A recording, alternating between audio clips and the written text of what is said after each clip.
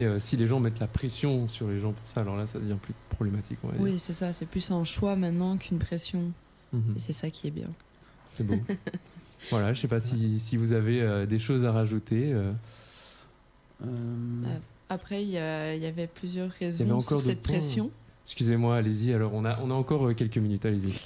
Mais du coup, il y a, au-delà du patriarcat et de tout ça, il y a en fait l'impact des médias qui joue beaucoup sur la pression de la première fois. Enfin, déjà rien que dans le porno, par exemple, généralement, la plupart des gens ont vu du porno avant d'avoir mis ça en pratique avec leur partenaire. Et du coup, en fait, déjà, ton image de la sexualité est déjà complètement biaisée, vu que c'est pas vraiment la réalité, ce qui se passe dans le porno. Et donc, je pense que ça rajoute une pression aussi, en mode, parce que dans le porno, les mecs, ils ont tous des braquemars. Les filles, elles ont tous une grosse poitrine. Enfin, c'est vraiment, genre, il y a rien qui est vrai là-dedans. Et donc, je pense que tu construis ton scénario dans le flou total, en fait.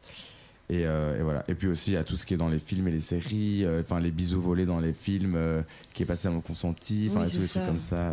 Mais il y a toujours un rapport de domination, je trouve, dans les représentations cinématographiques, où la pornographie surtout représente une domination de sexe, où c'est souvent l'homme qui domine. Oui, c'est ça, c'est toujours. Et ça paraît assez naturel, alors que c'est pas du tout comme ça qu'une relation se passe, quoi. Ouais. Vous l'avez dit, c'est patriarcat, quoi. Ouais, principalement. Et après, je vois qu'il y a aussi un côté positif à cette pression. Ce seraient les discussions qui pourraient aider parfois à dédramatiser l'acte. Comme j'en ai parlé tout à l'heure, j'en ai parlé avec des copines, vous en parlez avec des copains aussi.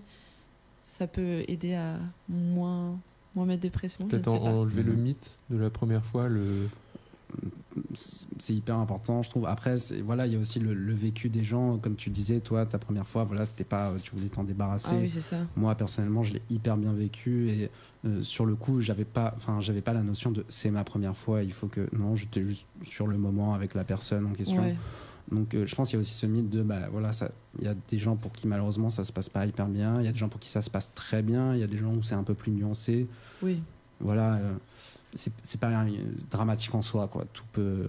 Oui, au final, si tu le vis bien, la perte de ta virginité, c'est le principal, quoi. Peu importe l'âge, peu importe avec qui et quand, le jour, la nuit, dehors. En somme, il faut écouter, respecter ses envies et celles de son ou sa partenaire. Tout à fait. Pour que ça se passe au mieux, quoi. Voilà. C'est une question de communication. Je vole les mots de la bouche. Et voilà, pas de comparaison au final. C'est bien d'écouter les autres, mais pas se comparer. Ouais. Voilà. Et protégez-vous. Protégez-vous. Ce sont de beaux mots pour conclure cette chronique très intéressante et très instructive. Je vous en remercie.